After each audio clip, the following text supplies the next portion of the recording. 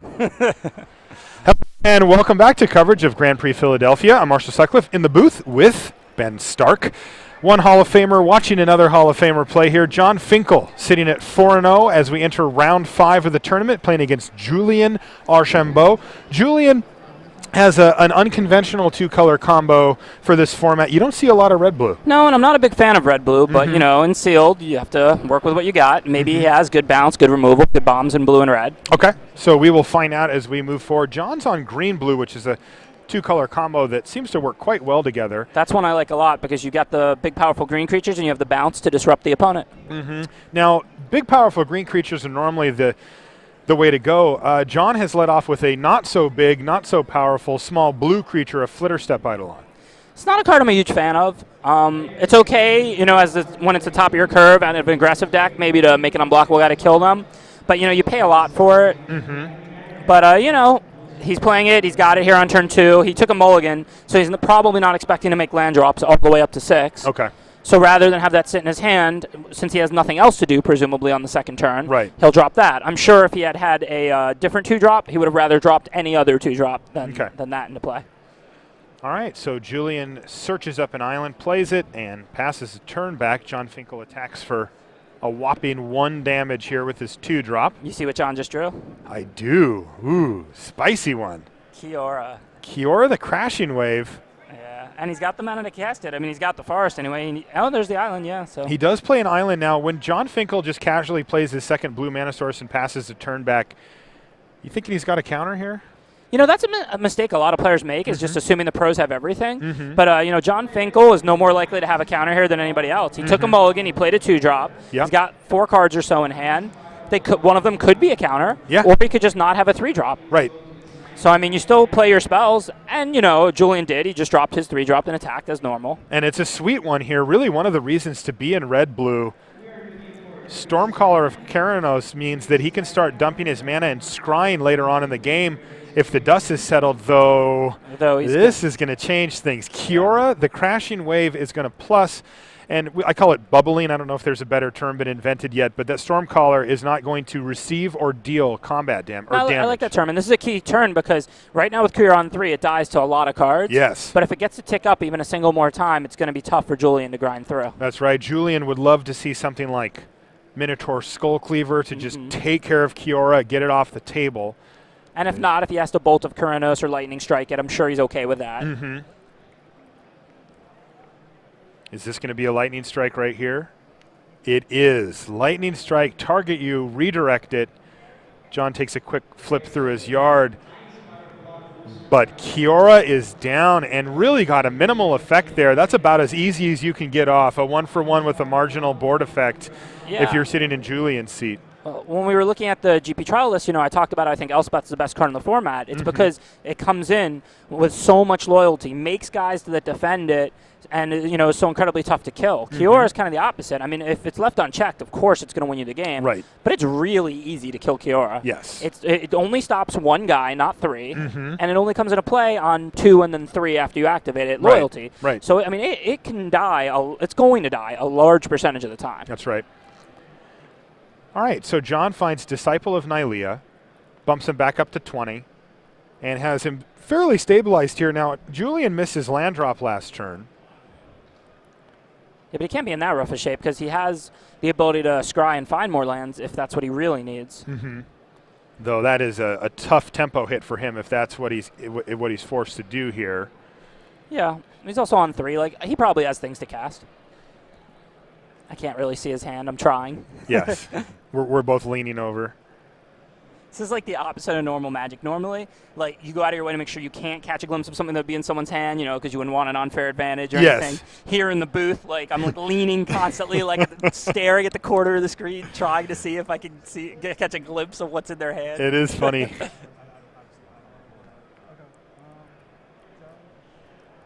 All right, here's 2 red mana for a Searing Blood on the Flitterstep Eidolon. Well, that tells you a lot.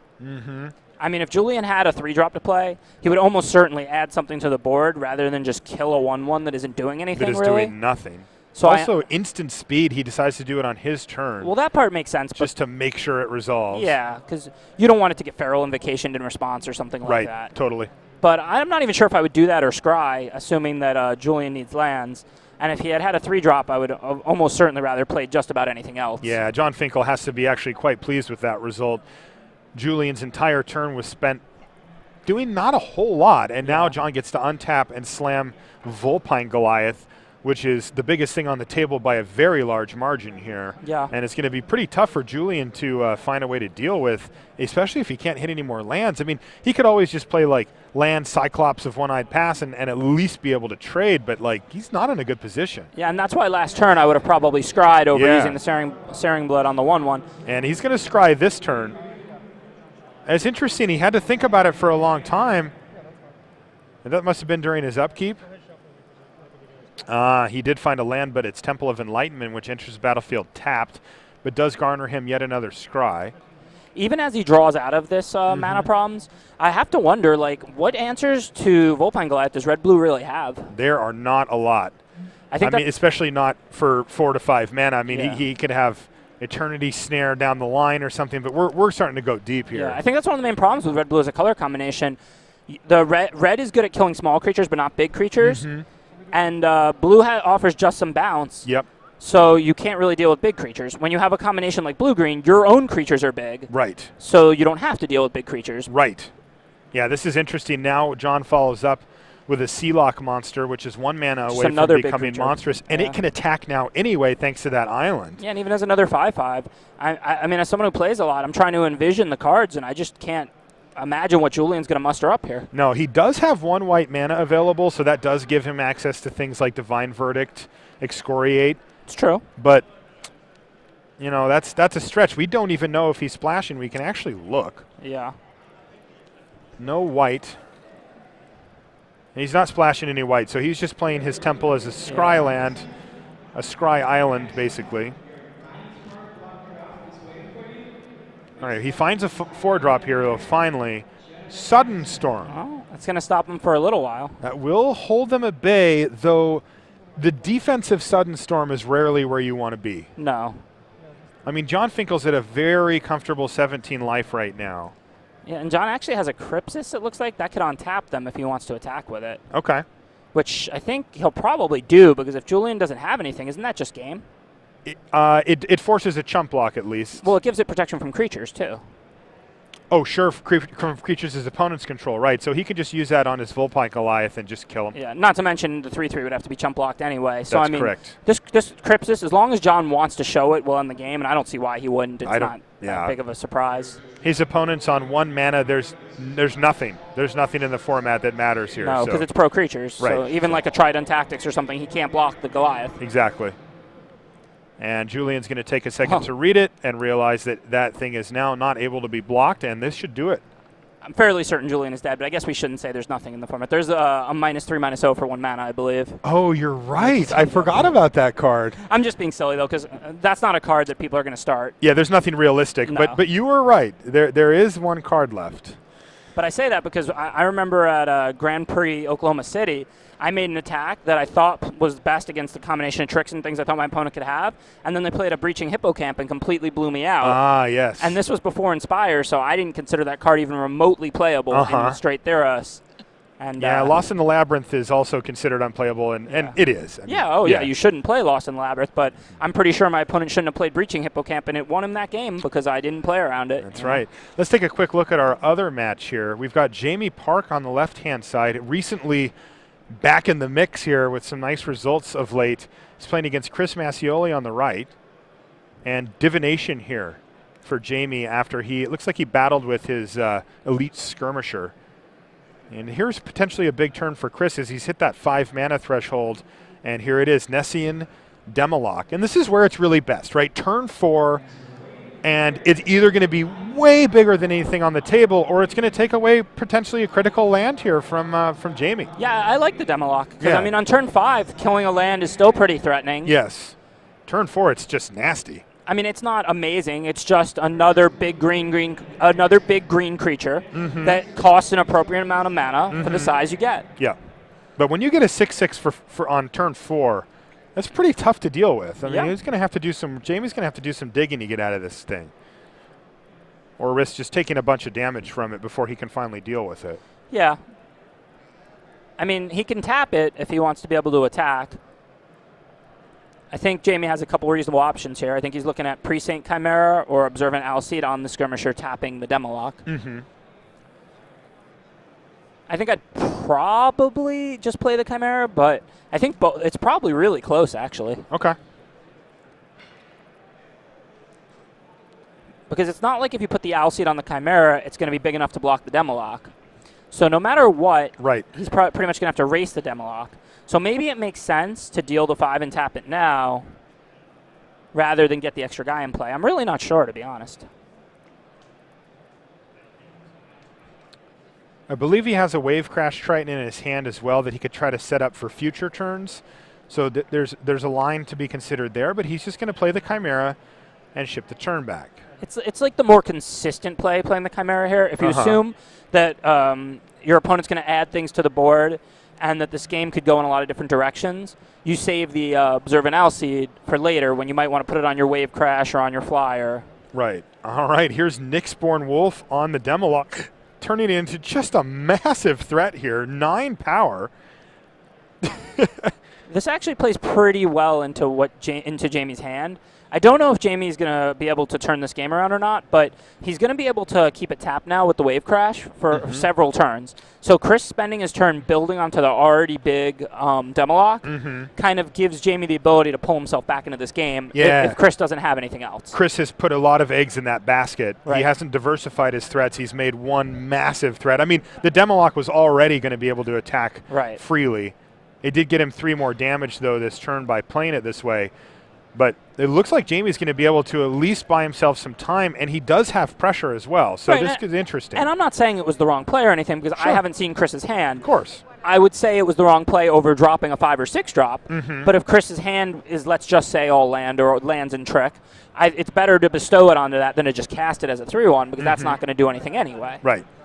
But what I am saying is that if he had dropped another 5 or 6 drop, Chris, Jamie would have had almost no way to win this game because all Jamie can accomplish really is tapping down one guy with his Wave Crash a couple of times. Right. Now that it's just one guy that is the focus of this game, I can see how Jamie could win. Okay.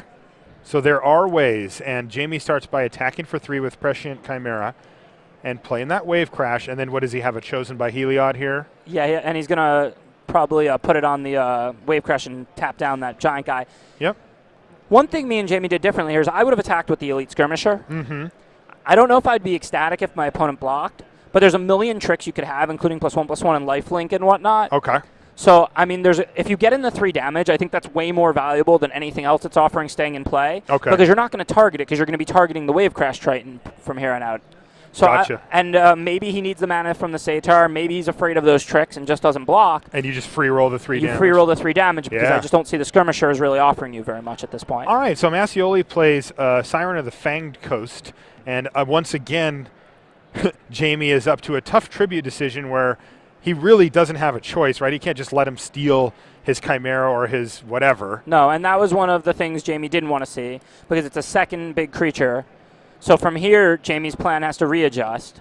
He can no longer tap down the Demolock. Right? Now he's going to have to observe an Alcide, the Precinct Chimera, and just start hitting in the air while maybe chump blocking the Demolock. Yeah, try to run the race that way, but this is going to be tough. Remember, Jamie did take a rather large hit of 9 damage on that first swing. Right, I don't think he can really take the Demolock again. Right.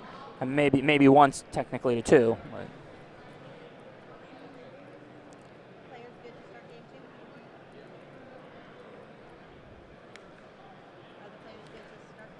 Okay. All right, well, we're going to go back to our main feature match here as our players are ready to go, but we're going to keep you up to date on what's going on with that one. That was an exciting game. That was an interesting game, and I'm definitely curious to see how it ended, but we're back to business here. John Finkel on the left-hand side, he's up a game. We saw him play Kiora, not to a big effect. He was able to hit his mana and just play much bigger creatures than Julian, who was not able to keep up thanks to missing quite a few mana drops. I think it's just a good matchup for John. Big green creatures fare really well against blue-red. Yeah. And here's a pretty big green creature, at least for 2 mana. Swordwise Centaur potentially is going to keep a bunch of pressure on Julian. Get that graphic up there, Rusty. Oh, there's the Minotaur Skull Cleaver he would have liked in the first game. And he doesn't want to waste that trigger. He's going to attack. John's like, sure. Sure, John has quite a few plays that can make that Skull Cleaver pretty useless in the mid to late game. Right, and knowing that John already has a 2-mana 3/2, assuming he has more drops, I'm sure he feels like he can be the one, really applying pressure here. Mm-hmm. Yeah, twins. So John Finkel adds another Swordwise Centaur to the battlefield. Off of only 4 mana, he's got 6 power and 4 toughness, and he's ready to rumble here. It looks like that Skull Cleaver is probably going to have to sit back. It's kind of interesting whether or not John has a combat trick. Mm-hmm. He did just trade 4 damage for 3 damage, right? Yeah. If that Skull Cleaver sat back and just blocked one of the Centaurs. All right, well, he's going to attack with it, so in goes Skull Cleaver. Now, what does he have to follow up? That's the question here. Got another 3-drop. Must be something pretty good. Oh, it is. Not too bad. Wave Crash Triton, that's going to hold off at least one of these, at least potentially. So Julian slowly working his way towards parity here, though. You got to figure John's still a little ahead, especially as it's his turn right now. And he's going to battle. So presumably Julian does block here. And he does. 1/4s are mostly good at blocking. Yeah, very good at blocking. And Julian's going to drop down to 14. And I think John's got an Ilea's Disciple here to gain him 6 life and put a 3/3 on the board. Not bad. Kind of an interesting early game. Even though it's only a couple of points of life in either direction, John choosing not to trade the 3/2 for the effective 4/2 attacking, because it turns into a 2/2. And then Julian choosing not to leave up his 2/2 to trade with a 3/2, but to swing with it. Yeah, that is interesting. Both players seem to think they're the aggro deck. Right. Both decks can be aggressive, but normally in each game, it's in one person's interest to trade damage and one person's not, since, and it is interesting when both people decide that they're the aggro, because one's wrong. Right, one is wrong. You don't necessarily know which. Right, and a lot of that depends on what's in their hands, right? I mean, if like John can say, look, I'm fine trading damage because I'm going to gain 4 to 6 damage off of this. I mean, he's at 20. Right. Right. So like maybe that was his plan. From what we've seen so far, it looks like it's reasonable to believe that John was the one who was correct, considering that he's hit his curve 2/3/4, or 2/2/4, whatever you want to call it. But Swordwise Centaur certainly a fine 3-drop. Yes, it is. And he's gained 6 life, so he had life to spare in a race. All right, this is an interesting one now from Julian. He's going to play Stratus Walk on Wave Crash Triton, which is going to tap down the 3/3 and Ilea's Disciple, but it's going to take that Wave Crash Triton out of blocking duty. Julian continues to play extremely aggressively. He is aggressive. Yeah. And I'm not saying it's right or wrong because I haven't seen Julian's hand, but Julian's plays trading 2 damage for 3, making his 1/4 unable to block, and giving a fly. I mean, these are very aggressive plays. Yes. I'll say that it feels wrong. I don't have the information to be decisive, but it just, like when John's sitting at 20 right now with 9 power on the board and you're just going to tap out, 2/4, take 5 damage, John down to 15, so Julian's going to 5 here. Yeah. I mean, at least 5. We saw, Sudden Storm in game 1 from Julian? Yes, so that is definitely one of the things that we consider here. Yeah. Sorry, remember the Disciple stays tapped. So Julian's actually not going to quite that low here.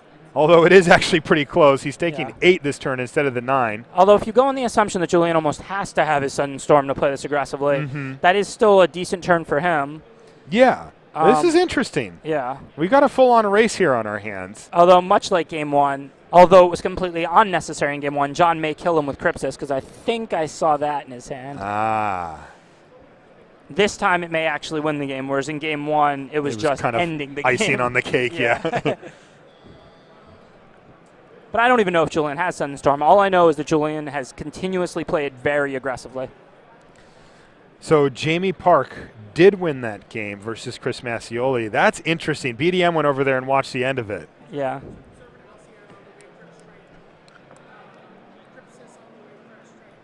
Wow, so he was able to target that Wave Crash Triton two more times and follow up with his own Siren of the Fanged Coast to finish things off. And that's really interesting. Impressive. Yeah, because that's definitely not the line I would have took. I saw Jamie's hand on that turn, and I would have put the Alseid on the Precinct Chimera. This way it trumps the opposing flyer and can just keep hitting for 5 in the air. He had plenty of chump blockers to block the Demolock with. Interesting. All right, so back to our main match here. We have Julian, who's fallen down to 6, though, has gotten in another nice hit of damage thanks to Nyxborn Triton locking down the 5-power flying version of Swordwise Centaur there. I mean, I think he's just dead to Crypsis again. He does look... Now, he's at 6 here. Yeah, but he only has 1 blocker, right? And he's only got 1 blocker, and it's on the ground. Crypsis again from John Finkel. Yep. Crypsis, my big fat flyer, and enter the red zone here. And that's a lethal attack right there, Julian. So you need to have something. And interestingly, he has that exact same land up again. Right. I mean, there is the +1/+1 and lifelink card from white. He could have that. Yeah, Mortal's Ardor, but that does not show up here. But he's not playing white, so it's hard to have that. That's right. And Julian has to extend the hand. And you think he's going to go home and like rip up a bunch of Crypsises just out of spite? Yeah, the Crypsis was backbreaking. It really was. It was the game winner of that game, and it put away the other game. So John Finkel 2-0 over Julian Archambault, and John is going to advance to 5-0 to have perfect start to his tournament. That's what I like to see. I mean, no disrespect to Julian, but I want to get to watch John draft tomorrow. Sure. John. For those of you that haven't watched John play a lot, there's probably 5 of you out there still. He really is a limited player at heart. He's a stone master. I mean, I remember when I was first getting on the Pro Tour back in 2001, 2002. John was kind of on his way out of the Pro Tour then, and he would still top 8 every limited Pro Tour like it was easy. Yes. Like you could see in the constructed ones, he wasn't really playing full-time anymore. He would play like Stompy or some very aggressive deck, and he wouldn't generally do that well. And then in the limited one, he was just top 8. Just no problem. Like it's easy. Just like it's easy to top 8 Pro Tour after Pro Tour, It's unbelievable. I mean, Kuala Lumpur was limited, correct? Yeah, this is after. I think this is when he just decided to just go to it or whatever, after the Hall of Fame induction, maybe in 2008 or so. It was 08, yeah. But and he just randomly won that one, too. He's an incredible player. Incredible. I think he has 14 Pro Tour top 8s. Does that sound right to you?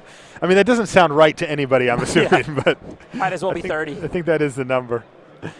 All right, so back to Jamie Park versus Chris Macioli. When we left the game before, it was interesting because it felt like Chris was still in a good board position after he resolved that Siren of the Fanged Coast. A close one, but it did feel like if I had to pick from there that Chris was in an okay spot, but he wasn't able to finish up. Chris had to have more because Jamie, well, if he took my line or the line that he apparently took, putting in the Alcide, he put the Alcide on the wave crash, tapped it down, got in a good attack that turn, and then he had another way to target the wave crash, tap down, get a good attack. Even if he would have took my line of Alcide on the Chimera, that 5 a turn was going to kill him before he ran out of chumps. He had several creatures in play. Okay. So, I mean, I think Jamie was actually in a good spot, assuming Chris didn't have anything. Gotcha. But any trick by Chris would have been back-breaking, basically, at that point. All right, so Chris, this is kind of a funny thing. We've got a 1/2 flyer with Loyal Pegasus versus a Satyr Wayfinder. You don't see that very often.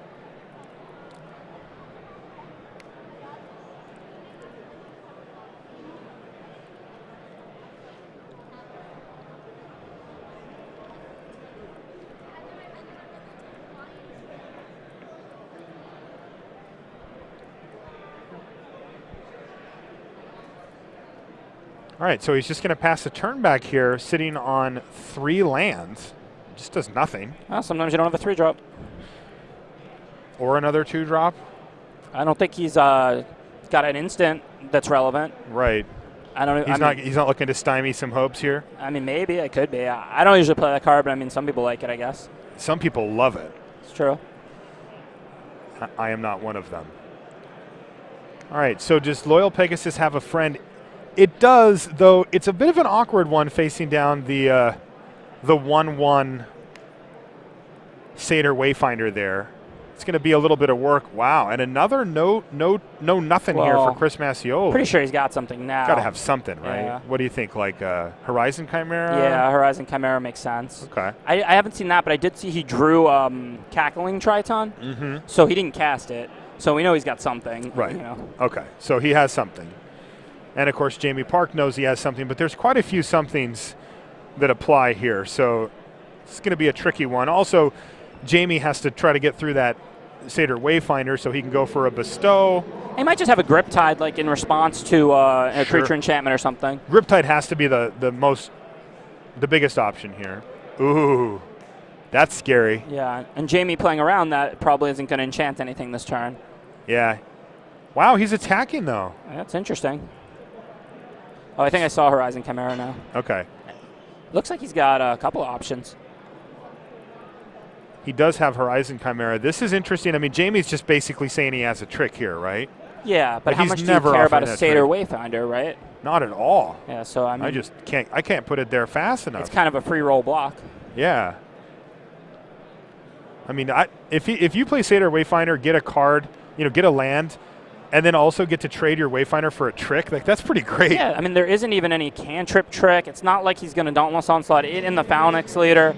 He's just going to give it +1/+1 or +2/+2 or something. Right. There it is. So he's going to use God's Willing proactively. I don't know if Chris blocked. I don't know. It didn't look like it. I guess he was just scared of, I mean, I just don't know what else No, I don't know what else Wayfinder's it's gonna really do. going to do. Yeah. I And guess here's a scry one. I guess the only thing you can say to Chris's credit is that if it was right for Jamie to play the trick even when he didn't block, then it was certainly right for him to play it if he did block. And he can get a little more value this way because the Wayfinder is going to chump it at a later date when it might be slightly bigger. Sure. And he had to have the trick because that's not ever a bluff. No, it's never a bluff. So, I mean, Chris may maybe gain a point of life here that me or you would have thrown away. Okay. By getting a chump later. Fair. All right, so Chris does flash in that Horizon Chimera. He gains a life from drawing a card, passes a turn back, and I think he's got Crypsis now. But I'm pretty sure that Jamie scried and kept a Battle-Wise Valor.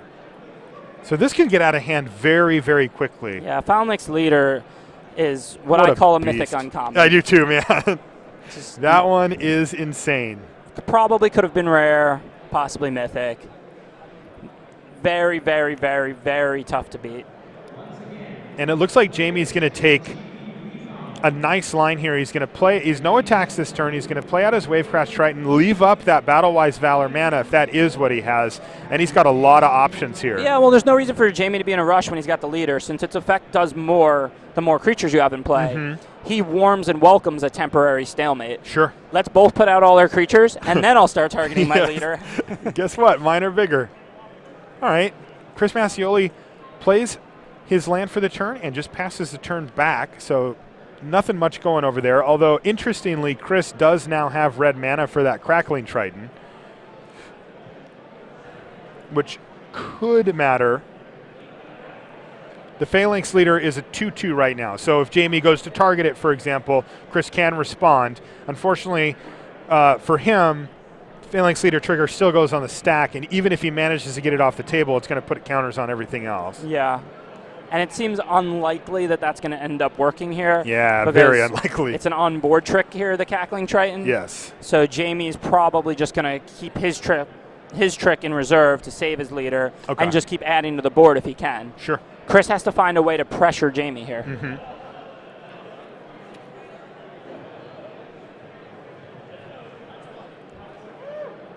Something that would be interesting.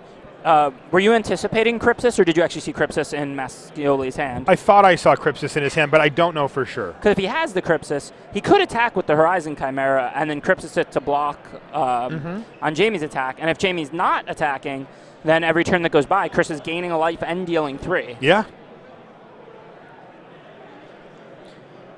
This is game 3 for these players, and Jamie Park seems content to just sit here. Yeah, because the 1 life a turn isn't scaring Jamie. No. Jamie would be happy if this game stays stalemated while he builds up tricks to target the leader and creatures in play. And there's the green Faded, which is going to get Chris Macioli 2 3/3s. Now, did he end step this? Yeah, he did. Okay. Less worried about the scry. He didn't want to tap down on his turn, I think. Okay. And he's going to draw a card, gain a life. And this is interesting now. He has built out a pretty nice little board state here. It is very interesting. Yeah. And because of the Loyal Pegasus ability to only attack and block with friends, I'm not really sure why the Chimera is never attacking here. I mean, maybe on past turns he wanted to build the board a little more. Now I would certainly attack with it, I think. Okay. maybe there's reasons. I mean, maybe we didn't really get to see that much of game. We didn't see any of game 2, and we only saw a little bit of game 1.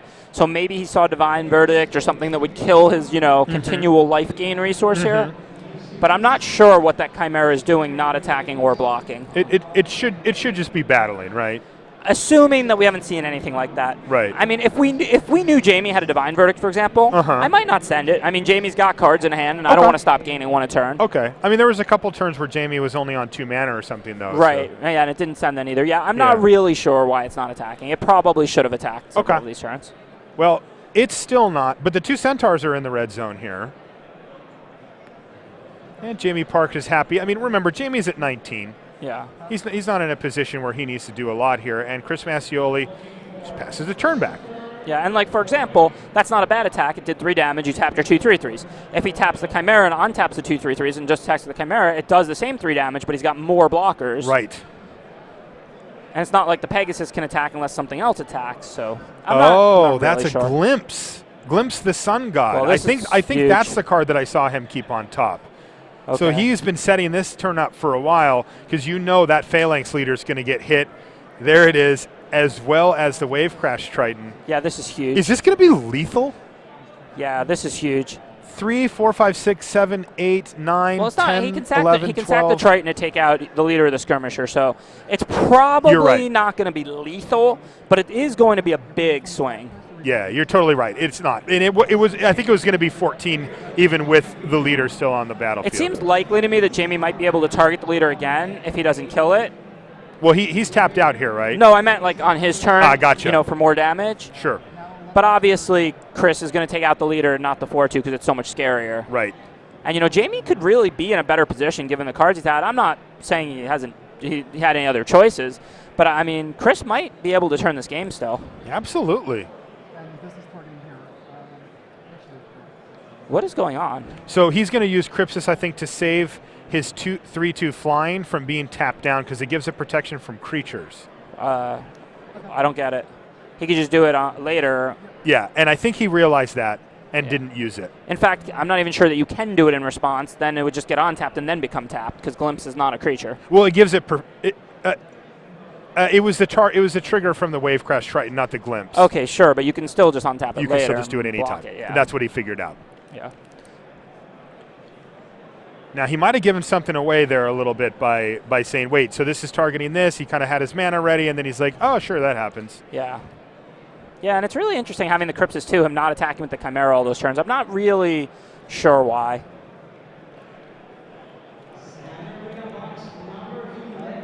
All right, everybody's battling. Chris has picked up his pen. I don't know if he actually wrote a life total down or not. Yeah, it's like he doesn't want the Chimera to attack or block. It's very, very strange. I mean, he could afford the amount of life he just took, but why not Crypsis? Right. I mean, that was Crypsis, right? Like, yeah, it looks like unless it's you know what Crypsis looks like is Curse of the Swine. It could be that. I thought here I can just look. I've got the list in front of me. Let's just look. Blue. Voyage's End. It's from the Born of the Gods. I'm on the other side here. Yep. Here's the other blue. Arbiter, he does have a Crypsis. He doesn't have it in the main, but I'm pretty sure that's what he's got in his hand. I mean, I saw that a while ago. What is that right there?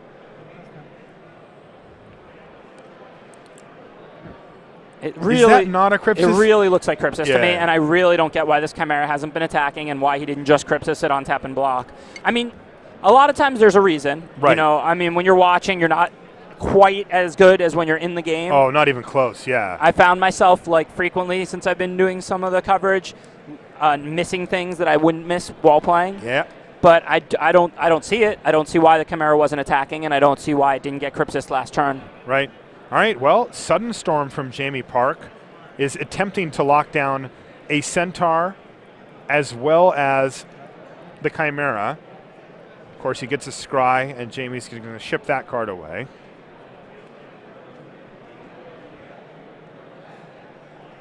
Chris Macioli sitting at 6 life here in a precarious situation, facing a pretty huge board state.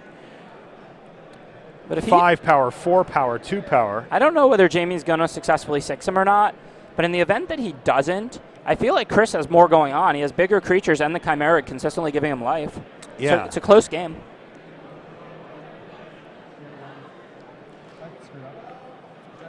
And that's going to do it looks like. What are we missing? Like, what is going on exactly? Jamie Park wins 2-1 over Chris Macioli. I don't know what that exact sequence was down at the end there.